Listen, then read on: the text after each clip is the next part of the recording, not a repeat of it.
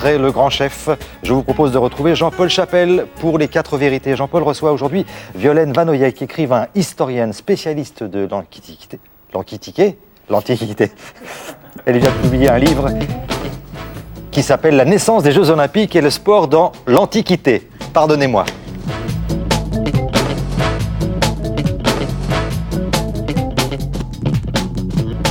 Bonjour à tous, bienvenue dans les 4 vérités, J-2 pour les JO et pour en parler évidemment, une historienne, Violaine Vanoyek, qui a écrit ce livre, La naissance des Jeux Olympiques et le sport dans l'Antiquité. On va peut-être le voir puisqu'il est aux éditions Les Belles Lettres, le voici. Mais avant de parler d'histoire, un mot d'actualité, vous allez être en mesure de lever un coin du voile sur la cérémonie d'ouverture qui est top secret, mais vous avez eu accès à quelques informations privilégiées. Donc ce matin, un petit scoop sur ce qui va se passer après-demain, vendredi.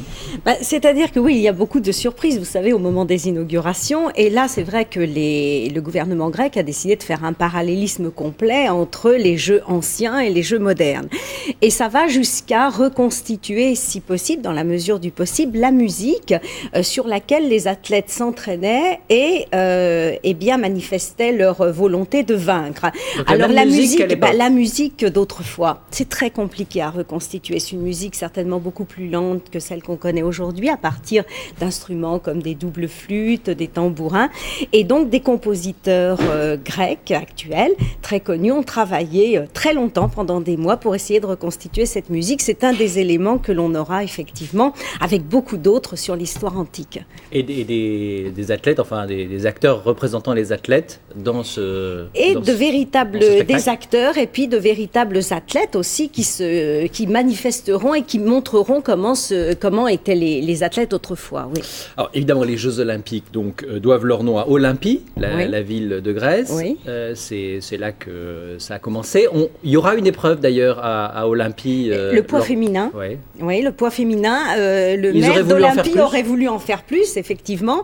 Mais vous savez que le stade est équipé de gradins qui sont quand même limités. Donc on ne pouvait pas accueillir autant de spectateurs qu'on aurait voulu. Dans l'Antiquité, il y avait 40 000 spectateurs, c'est déjà énorme. Et puis surtout, il y a la route qui passe pas loin.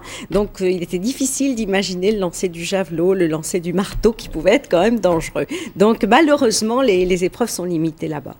Olympie, le mont Olympe, mais selon vous, les origines remontent à l'Égypte ancienne?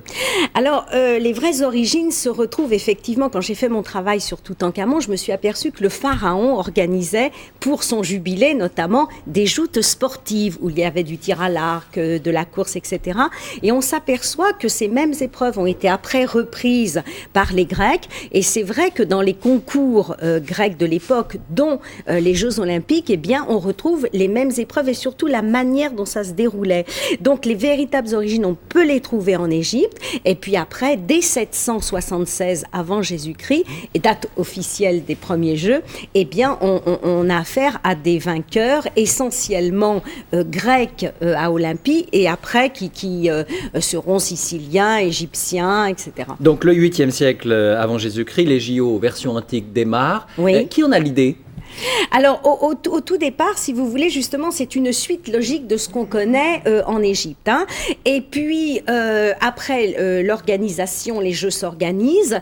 Et là, Solon, au VIe siècle avant Jésus-Christ, le sage Solon décide que les Jeux seront organisés sur plusieurs jours, qu'il y aura donc différentes épreuves, javelot, saut en longueur, poids, etc. Donc, des épreuves que l'on connaît encore actuellement. Mais il prend une décision qui peut paraître catastrophique, c'est qu'il décide de rémunérer les athlètes. Oui. Et des rémunérations qui sont à l'époque énormes. Donc les athlètes, dès le VIe siècle, vont avoir des avantages sociaux et des rémunérations importantes. Et est-ce qu'il y a l'équivalent d'un CIO, un comité olympique? Oui. Il y a un tribunal de la loi olympique à l'époque qui surveille donc le fait que des seniors ne concourent pas avec les juniors, qui surveille le fait que les femmes étaient interdites de Jeux olympiques masculins. Elles avaient leur propre jeu en septembre, mais elles n'avaient pas le droit de participer aux Jeux masculins. Ils surveillent également le fait qu'il n'y ait pas de corruption, qu'un athlète n'achète pas un autre athlète, et surtout le dopage aussi. Ah, il y avait déjà le dopage. Il y avait déjà le dopage. Alors bon, du dopage avec des épices, comme le sésame. Alors le sésame est très connu parce qu'il excitait les sens, donc il favorisait les performances. Interdit. Et dès que vous étiez pris avec du sésame, un petit sac de sésame sur vous à Olympie, vous étiez immédiatement exclu des Jeux. Mais pire, vous pouviez être condamné à mort. Il n'y avait pas encore la télévision, mais selon vous, on avait déjà les prémices des sponsors. Oui, tout qui à venaient profiter des Jeux oui. Alors commerciaux. vous savez, vous aviez... Bon, c'était une immense foire olympique, donc il y avait des marchands qui venaient, il y avait des parieurs qui venaient, et il y avait des gens qui venaient faire leur publicité. Alors ils pouvaient faire leur publicité sur des étoffes, sur des coussins, sur des parfums rares, et qu'ils vendaient. Et puis les villes elles-mêmes, eh bien, envoyaient justement des gens pour faire de la publicité, pour avoir des retombées, mais... J'allais dire médiatique. Oui, c'est un petit peu ça, c'est exactement la même chose. Retombées médiatiques et puis retombées politiques également. Et retombées politiques. Et là, c'est extraordinaire parce que si on regarde aujourd'hui, on peut faire un parallélisme complet avec l'Antiquité. C'est-à-dire qu'il y avait des athlètes qui participaient aux Jeux et qui après se présentaient à des élections politiques, comme le fameux Alcibiade qui l'a emporté grâce à ses performances à Olympie. Vous voulez dire que des champions olympiques qui deviennent ministres, on n'a rien inventé aujourd'hui. Absolument. On a des cas très précis, mais pire, à l'époque, il y avait des rois qui participaient aux Jeux pour justement devenir plus populaires. Alors, il y a par exemple le cas de Néron qui a participé aux Jeux, qui est tombé à la course de chars, mais qui s'est fait quand même couronner empereur, ce qui nous montre l'importance de Rome à l'époque et de l'empereur Néron. Aujourd'hui, ça n'arrive pas. Bon, on ne va pas jusque-là. La philosophie générale des Jeux Olympiques, c'est de toucher un peu au sacré quand même. Oui, écoutez, à l'époque, c'est essentiellement sacré. Les Jeux ont été créés pour honorer Zeus. Donc c'est essentiellement sacré. Le sacré aujourd'hui n'existe plus vraiment, sauf dans la fameuse l'idée de trêve sacrée, c'est-à-dire la volonté de paix pendant les Jeux Olympiques. Alors on fait sans arrêt référence à cette trêve aujourd'hui. Évidemment, on espère tous qu'il n'y aura ni attentat, que tout se déroulera parfaitement. À l'époque, il fallait que les Jeux se déroulent sans guerre. Ça n'a jamais existé. Même sur le sol d'Olympie, pendant les Jeux Olympiques, il y a eu des guerres autrefois. Donc c'est une trêve qui est très très difficile à respecter. D'un mot pour conclure, les Jeux se sont arrêtés, enfin version antique, à quelle époque à peu près ? 393 après Jésus-Christ. D'accord, donc ça c'est le 4e siècle. 4e siècle. Et il faut attendre la fin du 19e, Pierre de Coubertin, oui, pour avoir une version moderne. Il a reproduit, il s'est documenté pour reproduire les JO version antique. On dit souvent que Coubertin a eu seul l'idée de restaurer les Jeux modernes. C'est faux, hein, il a quand même été poussé pour restaurer ces Jeux. Et puis après, il a décidé de les restaurer effectivement sur le modèle antique.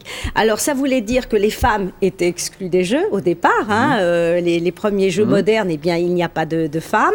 Les femmes apparaissent donc après.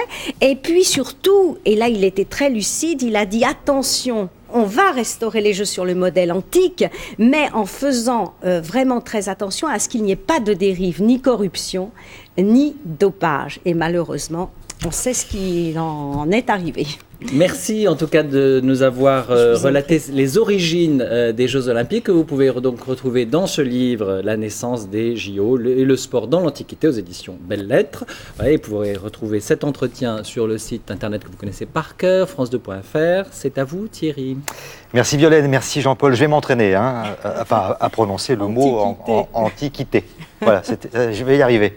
Merci beaucoup, à demain pour les 4 vérités. On va continuer maintenant avec notre chef cuistot, David Martin.